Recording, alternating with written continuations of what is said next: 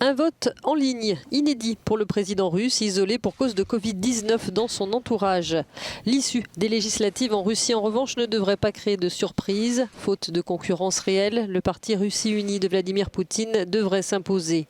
Écarté du scrutin, l'opposition accuse en outre Google et Apple de censure pro-Kremlin.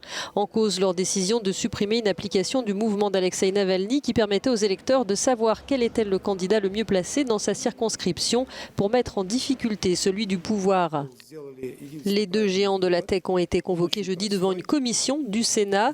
Google et Apple ont tiré la seule conclusion valable et elle est simple. Sur le territoire de la Russie, tout le monde doit respecter la Constitution, a dit le président de cette commission. Au premier jour du scrutin, la présidente de la commission électorale centrale a par ailleurs fait état de cyberattaques visant la plateforme de vote en ligne. La moitié des attaques provient des États-Unis, a-t-elle dit, 25% de l'Allemagne, 20% de la Corée du Sud et 5% de la Chine. Jusqu'à dimanche, les électeurs sont appelés à renouveler les députés de la Douma, la chambre basse russe, mais aussi ceux de plusieurs parlements régionaux. Les accusations de fraude se font déjà entendre. Ces élections se tiennent alors que la popularité du parti au pouvoir n'a jamais été aussi faible.